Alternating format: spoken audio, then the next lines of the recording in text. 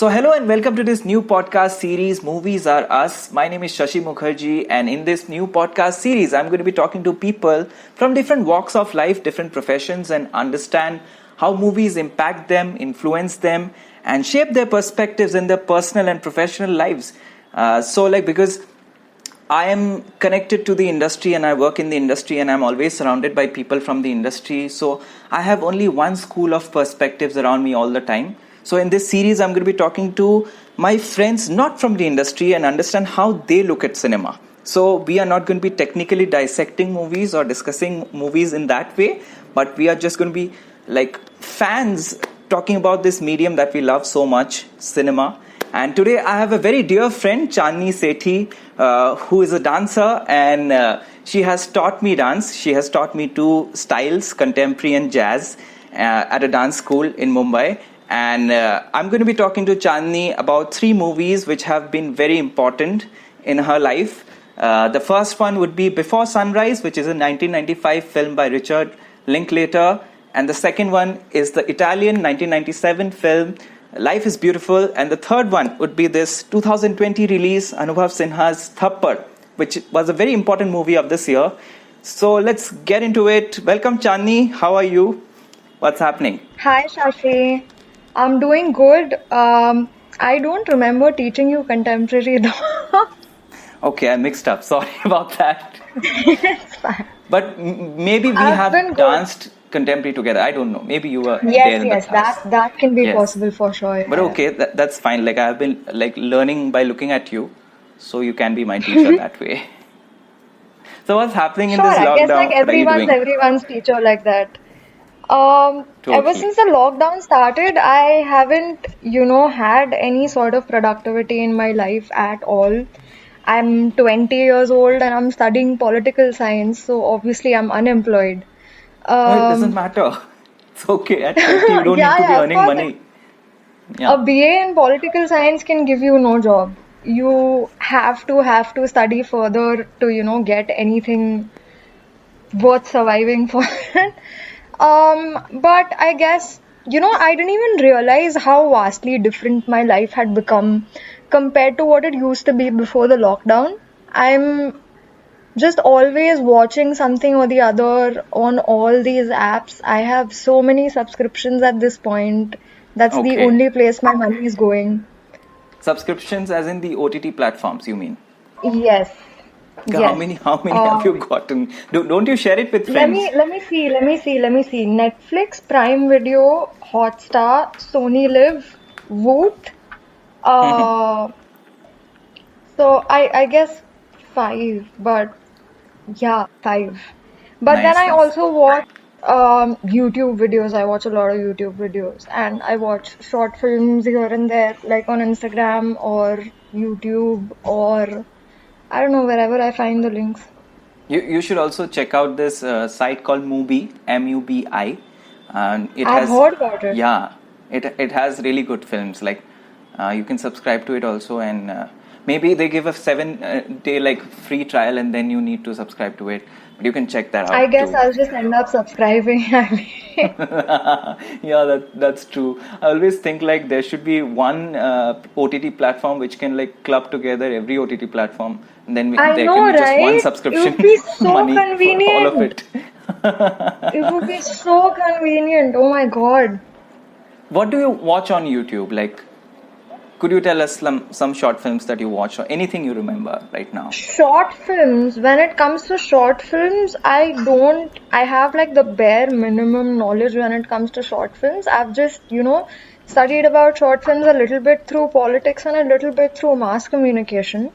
Most Okay. of the short films I watch are the ones that my friends create because I have like a whole bunch of friends that are studying filmmaking at this point. Oh, wonderful. So, Nice. Uh-huh. yeah, I love. So that's a lot of the short films that I watch. Other than that, I think um, I've seen a couple of documentaries by Anand Patwardhan, Okay. um, and not a lot of short films otherwise. Okay. So, because you said your friends are studying filmmaking, but Yeah. I guess you are not directly connected to filmmaking, are you? That's what I'm assuming. Yeah. Well, my mom's an actor. Oh, I didn't know that. Tell me more about Yeah, that. Huh? my mom's an actor. She's done cameos in a couple of films here and there, and she's, you know, a renowned figure in the TV industry, I would say. Okay. So, yeah, I mean, I know a few Mm-hmm. things here and there. I know more about TV than I know about films when it comes to the technical details of it. But Mm-hmm. yeah, I don't really consider myself a part of this industry in any way at all. Okay. So you don't have aspirations to like join the industry, To something like join the that? industry, it would be like the very last resort for me. I thought about journalism at first, but the Okay. quality of journalism has just like completely died down. All the journalists are either Hmm. bought or bullied at this point. So, that's a very bad place to start off your career. Other than that, I thought of aviation hospitality, which is still a Mm-hmm. possibility for me. Mm-hmm. And I guess joining behind the camera would be a last resort for me. I don't want to be in the front at all, ever. Um, but yeah, behind the camera, maybe I could get a job if aviation doesn't work out. Okay. Okay. Fair enough. But why is it so? Because I have seen you dancing so well and being such a good, confident person in class. Why do you think so that you don't want to be in front of the camera? Because I don't think I'm just, meant for something like this. I'm a very sensitive person. I'm very emotionally turbulent, and most of the confidence that you've seen is just, the motto of fake it till you make it. But that's how So like anyone in front of the camera does it, right? Don't you think so? yeah, but it's a facade that I got tired of really Hmm. eventually. Dancing stopped Okay. becoming my passion after a certain point of time. If you're just constantly being untrue to yourself, Mm-hmm. eventually whatever you're doing stops satisfying you. Okay, okay, that makes sense. I'll talk about that again. I'll tell you some things, but on private chat, like how you can be truthful as an artist, like seek your own truth, and and still fake it in front of the camera. That is also something which can be done. But let's get into the topic of this podcast. Uh, Yes. like, how do you look at cinema? How important is cinema in your life? Um, frankly, I've not given it a lot of thought, but I guess if I had to, put a pin in it, cinema would be a very important part of my life. It is Mm-hmm. something that has uh, changed with me. It has grown with me. It has evolved with me. Compared to the films that I've seen as a child to what cinema has reached at this point, Mm-hmm. um, I kind of feel like we're growing at the same pace. Mm-hmm. And all the time my preferences have changed along with what's going on in my life otherwise. Like when I was a dancer, I used to watch a lot of musicals, Okay. and then I got really involved with old music, 60s to Mm-hmm. 80s music. So I Okay. started watching a lot of films that were based on singers of that time, like Bohemian Rhapsody Oh, or lovely. Rocket Man Mm-hmm. or Yesterday, which is about the Beatles. Not exactly, but yeah. Um, so yeah, that happened, and then I started studying politics, so I started watching a lot of films in that genre. Mm-hmm. And I guess if I had to choose a genre or two which I've been watching consistently, Yeah. would be rom-coms. Um, Rom-coms are my absolute guilty pleasure because I know for a fact that something like that is not possible in real life. And they're just so typical. Have you noticed? There's always, the female lead who's like very determined or inspired and seeks love. And then there's the male lead who's Mm-hmm. either extraordinary or he's good for nothing. And then there's always a side character who's better than the male lead, and then the female lead has to choose. It's all very typical, but it's such a fantasy. Okay, it's an Yeah, it's a escape. big fantasy Do for you me. Yeah, like yeah, to yeah. describe it Yeah. that way? It would be something that I would want in my life. I know I can't have it, so I might as well just watch it. I was just reading, I just came across an article where someone accused I don't remember, maybe some actor or something, that they ruined their idea of romance in real life or something like that because of the movies they made. Yeah, something like that. Yeah, yeah, But for sure. Films have a very, very huge impact on people's minds. They don't even know it. A lot of them don't even know it, but it completely changes how people are at some point. Everyone has that one film that has changed the way they look at something. very true, very true. But do you think that, like, where do you stand on this? If if cinema should be thought provoking, that it should leave you with a thought at the end, or should it be just for entertainment, a brainless comedy or something like that? Where do you stand on I this? feel like this is a very black or white question. I mean, there are all kinds of people in the Yeah, world, and everyone seeks a different type of cinema. yeah. So, as long as there are directors that want to create different types of cinema, there is going to be both of these options available. Okay, okay, fair enough. Okay, so Chandni, let's talk about the movies you want to talk about. Let's start with Before Sunrise, and tell me, when did you watch it for the first time and how you felt about that movie? Um, I think I saw it around 2 years ago, and I was frankly at my lowest point at that time.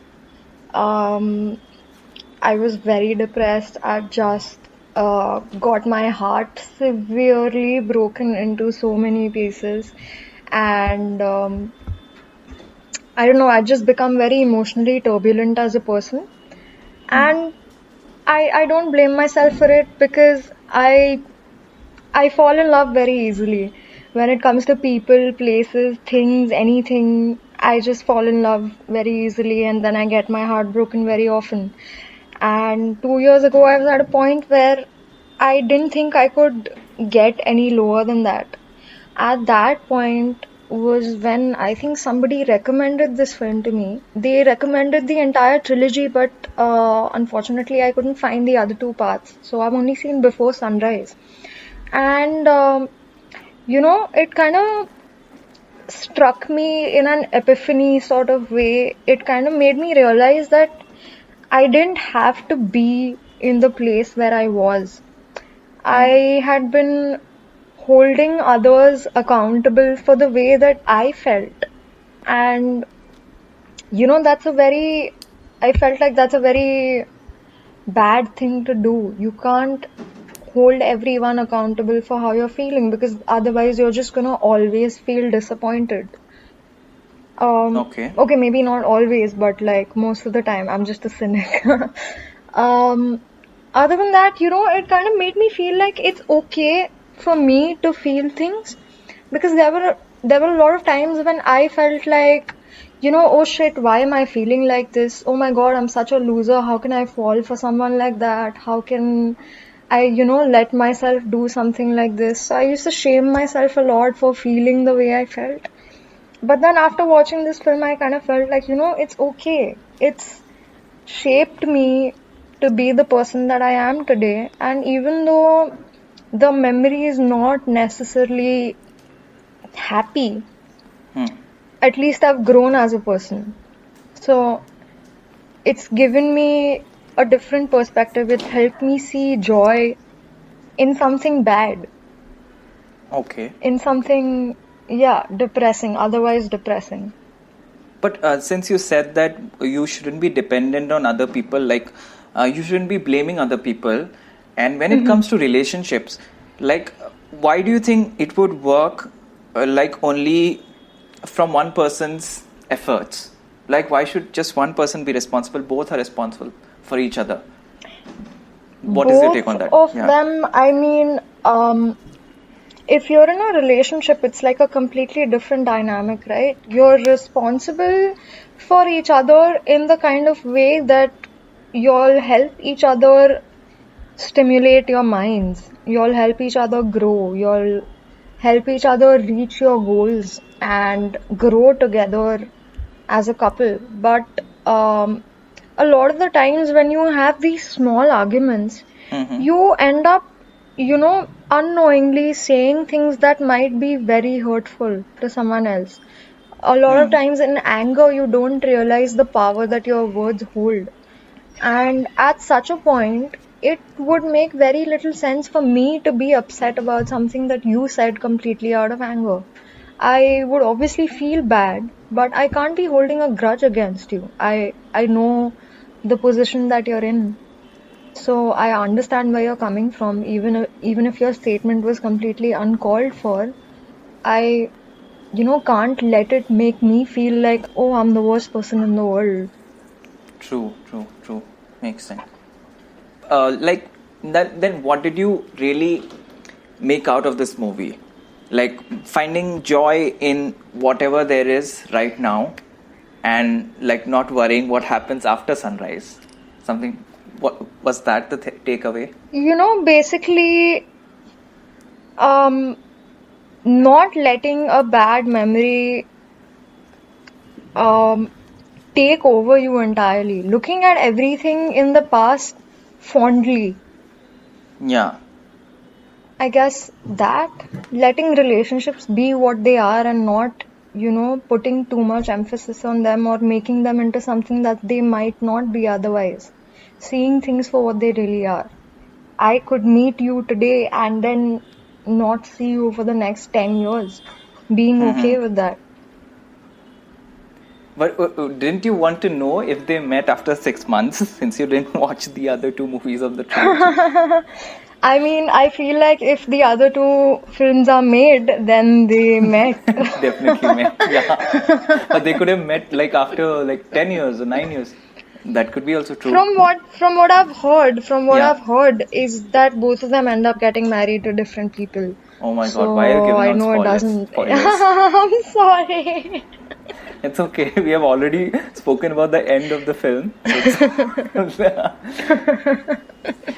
Well, thank you for sharing this entire perspective, and it's so amazing to know how movies like help us in different stages of our life, and Yeah. they make such a big impact in our lives. I was surprised myself that this movie came to be so important to me. Truly, that's true. And I guess it, like, since you talked about how love stories are very stereotypical and everything, it's all a Yeah. formula. But this movie is Yeah. considered to be one of the it redefined the genre of romance or it's not, I don't know if it's a rom-com. Yeah, it's not a just rom-com romance. as such. Yeah, it's only Yeah. romance.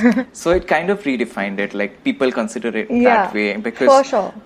it's a movie just conversation. It's only Yeah. a conversation. They're talking for 1 hour 40 minutes in the entire And movie. surprisingly, that's how I fell in love with the person who broke my heart at that point. So, Okay. But what did you think about just the conversation? Like, because when I watched it, like, I was like, yeah, this is how I would also talk. And this is always the typical first date. Like, this is how it goes. yeah. Is it though? I mean, it's not really, right? I mean, you don't just like get off the train with a stranger at a place where you don't want to be.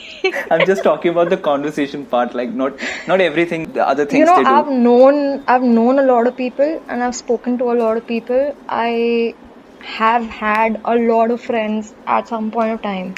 But I can tell you for sure that this is not the kind of conversation that you have with everyone. Yeah, that is true too. Yeah. Yeah, this is the kind of conversation that you have with very, very specific people in your life. And more often than not, you know exactly who these people are that you'd be willing to have such a conversation with.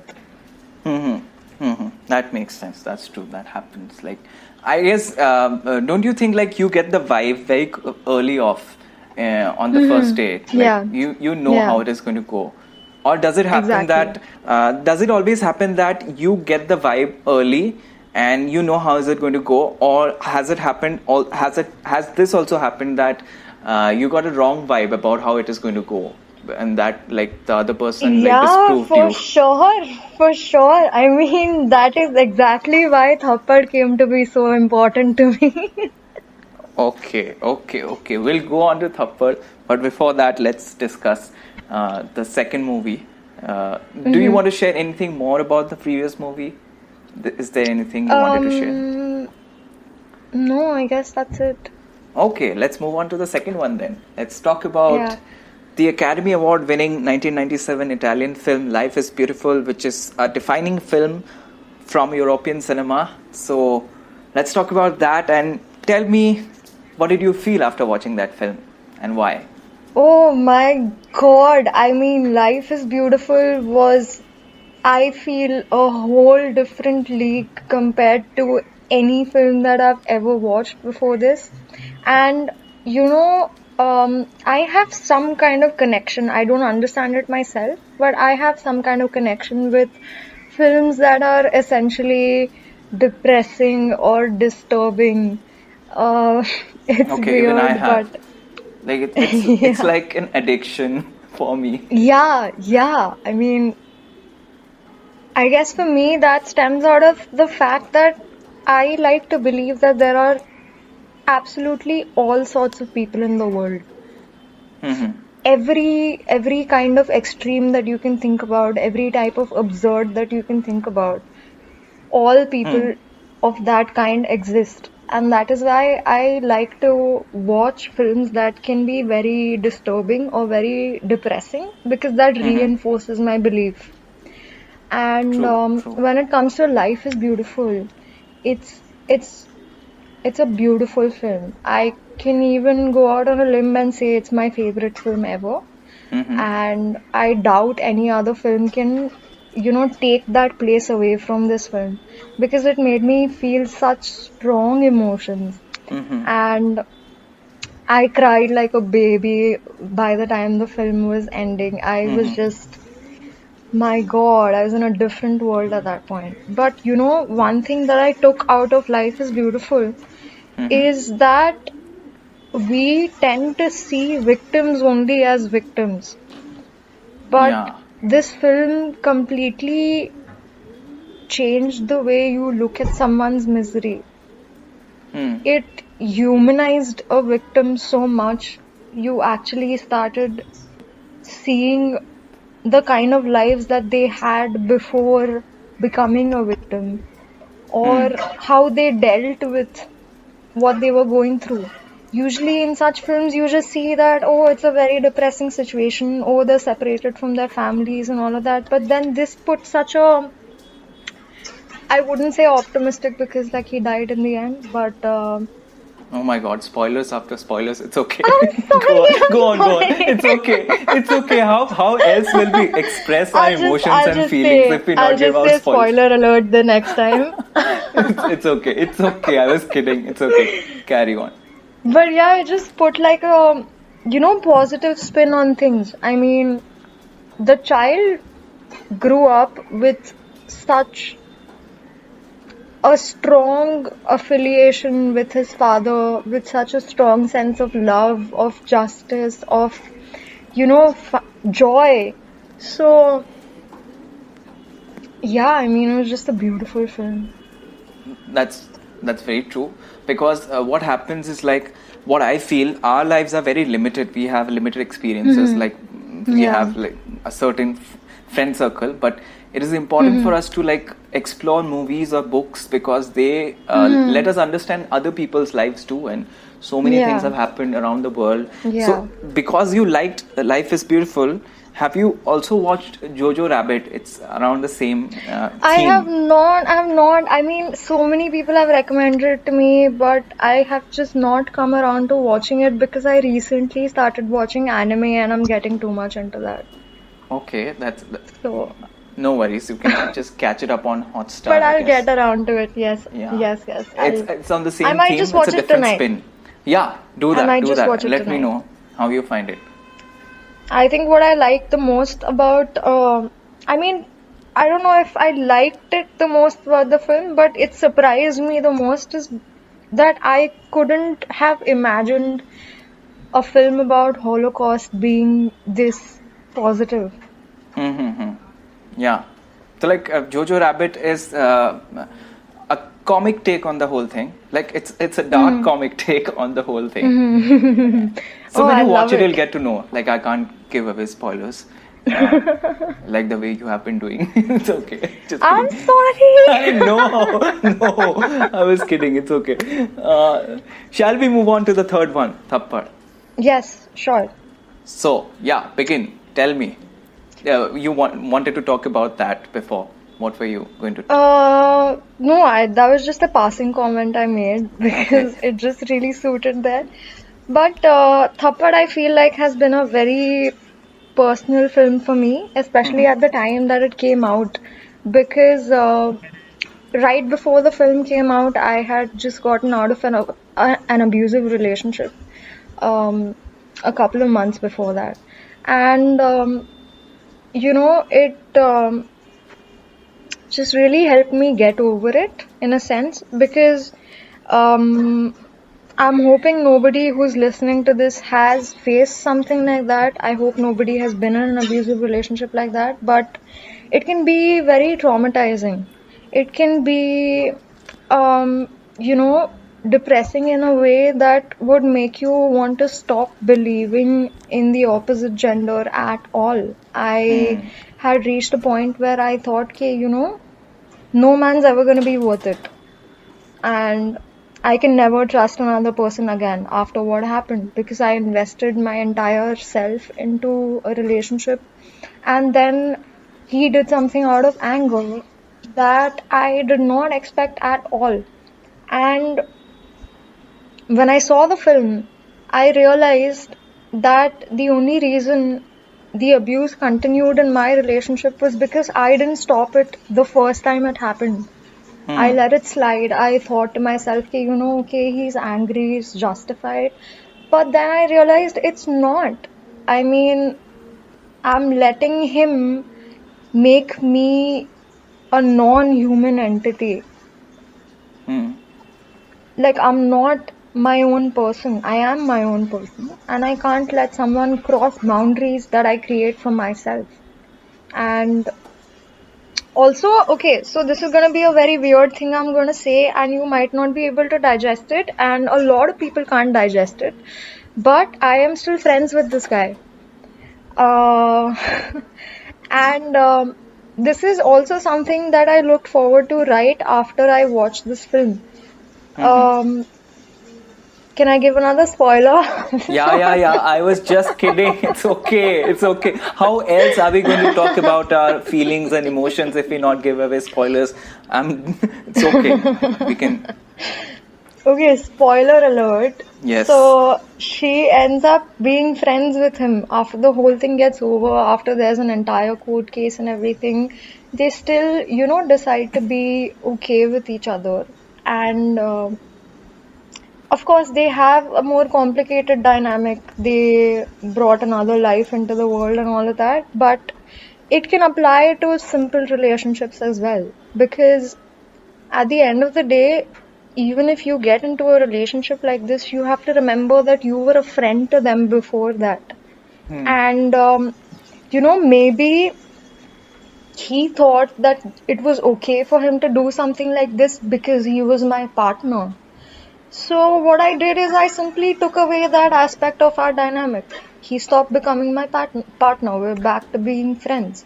And he's back to knowing for sure that he has these boundaries that he can't cross. It's very well said, very well articulated, Chandni. Like I'm getting a new perspective about how I should look at this whole thing, and I should have understood this after watching the movie also. But I got a point from the movie that also this guy, her husband, was not a bad guy. Like they didn't have an abusive relationship before or something like that. It was just normal, a nice married life, and Suddenly one day he ends up slapping her Yeah. because he's angry on someone else. But why did he slap her? That was the point, Yeah. and it led to so many things. It was a wonderful Yeah. perspective that you shared with me. And Thank you. could we talk about how you have been seeing the changes that have been happening in our industry in terms of the change in subject matters that have been taking up the mainstream sector, and where do you see Yeah. what else could be made, what other stories could come up? How do you look at that? I was just gonna frame it in the way by saying that, slowly and eventually, gradually, parallel cinema is becoming mainstream cinema. Yeah. I feel like that's happening, that kind of shift is happening, and that's because, over time, people have started realizing that entertainment films are just bad. Maybe the definition of entertainment is changing. Like I Yeah, was talking to Naziruddin Shah like few days back yeah, on an interview, and he had mentioned about Thappar, and he said that it's Mulk and Thappar are not entertaining films; they are engaging. You yeah, wouldn't start laughing or having fun, but you would be engaged till the end. yeah, And I guess that is what is important for a film to do. Uh, yeah. and when you said You that know, there are parallels, yeah, still yeah, there are keep still going. sects of people that enjoy mainstream cinema, like the entertainment films, as you would call it, a lot. That is the reason why those films never stop, earning as much money as they do. Even though that's reducing a little bit here and there. Like, I was really happy that Student of the Year 2 didn't earn. Okay. Because it was a bad film. It was a really bad film. These are just bad films. But there are still people out there that are watching it. And, I'm not gonna feel like they're wrong.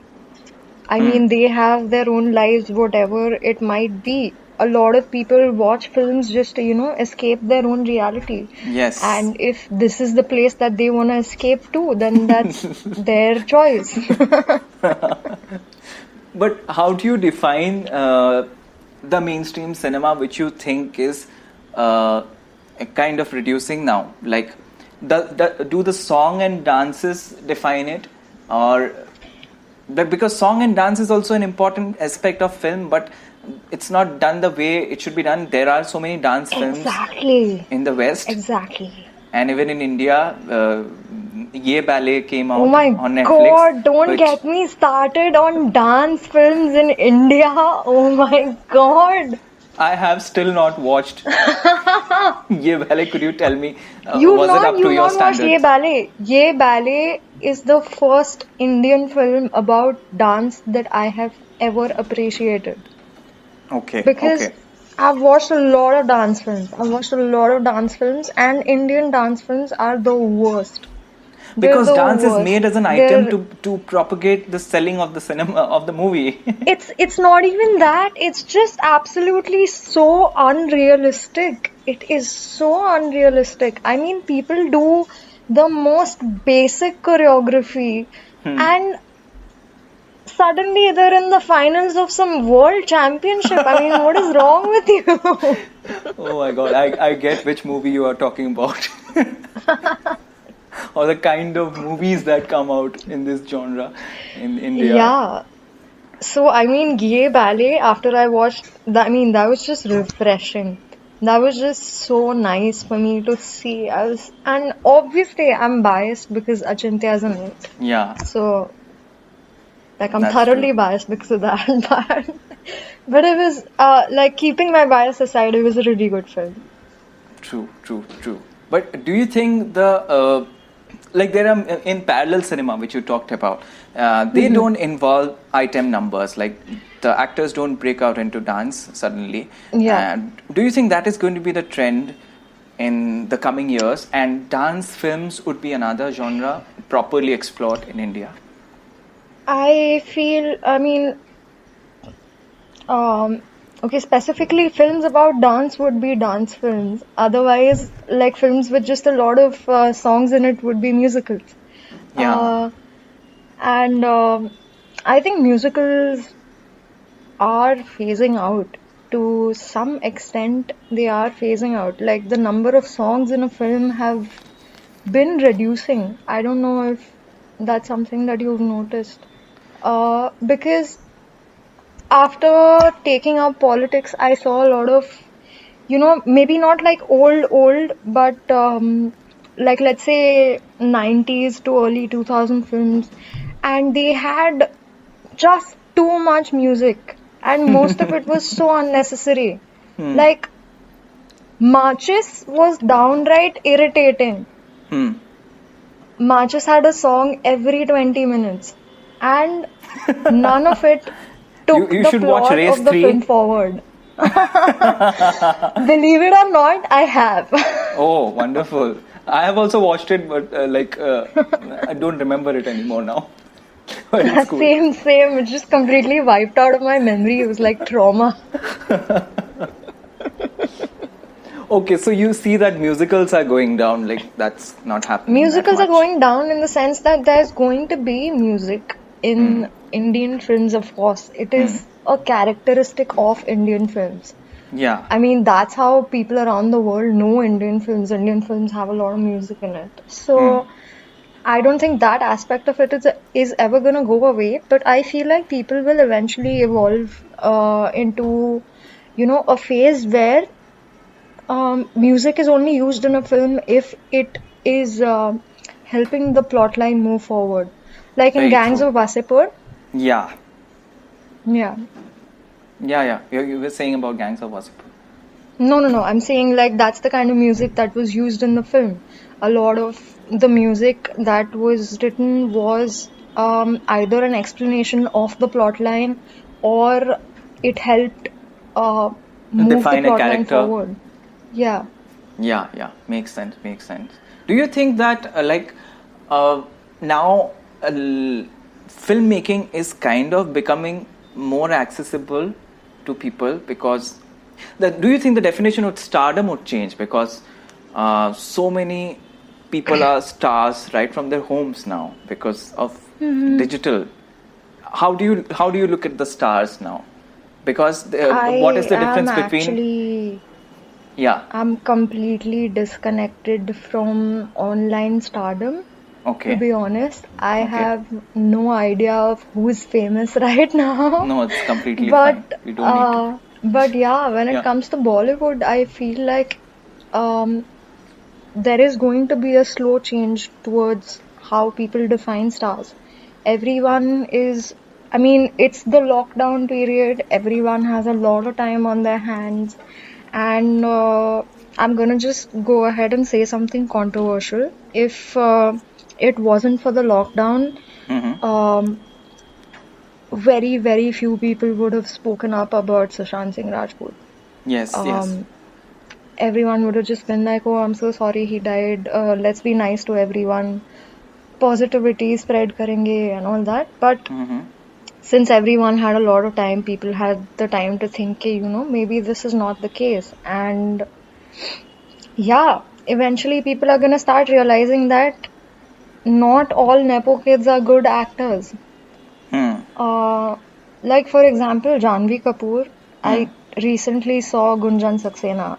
Okay. And oh my god. I mean, maybe she wasn't as bad as I think she is. Maybe I only think that she was that bad because she was surrounded by such a strong star cast. I mean, Pankaj Tripathi was playing her father. So Yes. obviously she's gonna look very dull in front of someone like that if she has very little acting skills to begin with. I think immediately after watching the film, I made a Facebook post that said Janhvi Kapoor added as much value to Gunjan Saxena as Nargis Fakhri did to Rockstar. Okay. Okay, but I haven't watched it, so I really don't. Like, I don't know. I'm just like people have been saying many things about the film. Like some people loved her performance and Yeah, said that. the film isn't bad. The Mhm. film isn't bad. There are just some arcs in the story that, aren't entirely realistic, Hmm. aren't something that would be easy to believe.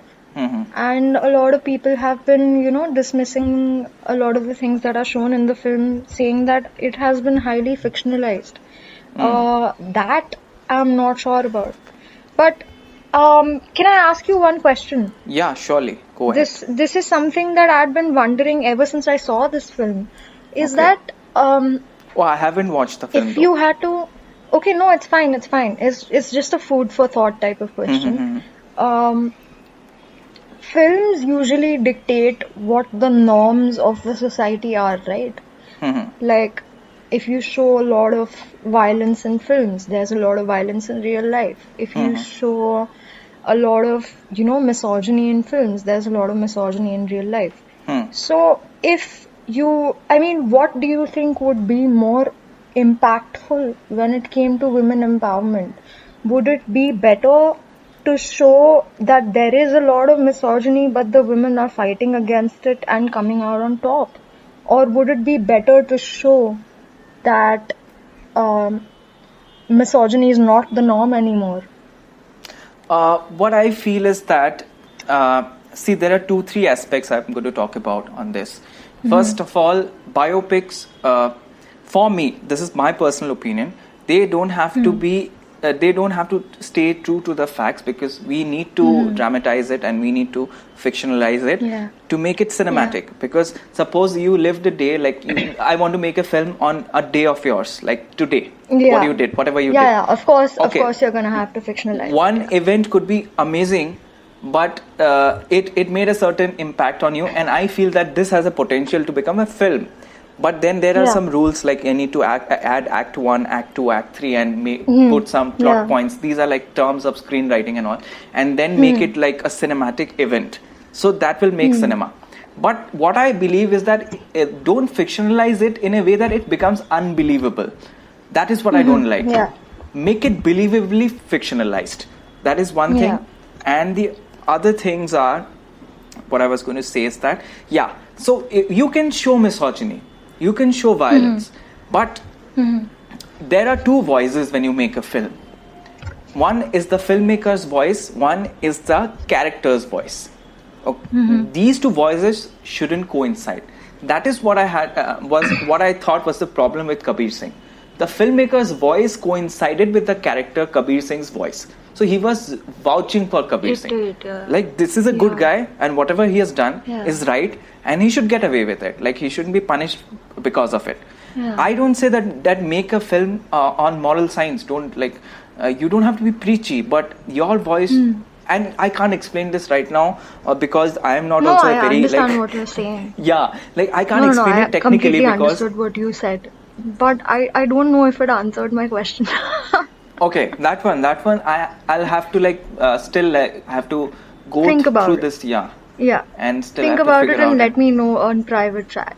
Yeah, surely. But I hope the things I mentioned, I told you, could somewhere. It does make a lot of sense. Yeah. It did. I hadn't thought of this before at all. Like, something like this would have never crossed my mind if you hadn't said it. I keep thinking about these things a lot, but I still don't have an answer to all of it right now. Still learning. Of course So I'm trying to make sense on my own, trying to understand what it could be, what could be right, what could be wrong, and I'm still confused about the movie Kabir Singh. I still have confusions about it. Because sometimes I look from this angle, I look from that lens. I was having this discussion with another person who's from the industry, and I again got confused. Like, what do you mean by that? And, I think I'll keep having this internal discussion with myself about this movie for a long time, and one day I'll come at a conclusion, I'm sure. But thank you so much, Chandni. We had a great conversation, and thank you for doing this. And I had a lot of fun. Sharing your perspectives, sharing about your personal life, and so many interesting thoughts. Thank you for joining me on this podcast, and all the best, and study well. Thank you. and Yeah, I let's guess. overcome this lockdown very soon and meet. Amen. Thank Thank you you. for calling me here. This was a very fun experience, and I think I have also learned quite a bit about cinema through this. Oh, really? Thank you. I'm not sure if I could. I don't know. We are not supposed to learn about cinema on this podcast. We are just going to discuss about cinema like we are ordinary moviegoers. I We mean, don't know anything about it. you learn something about it from, a regular person's perspective, and I learned something about it from, a film enthusiast or a movie buff, or I don't know what term you Yeah, prefer, yeah. but That works. That works. That makes sense totally. And cool then. Thank you so much, and all the best. Take thank care. you. Stay safe. Thank you. Take care.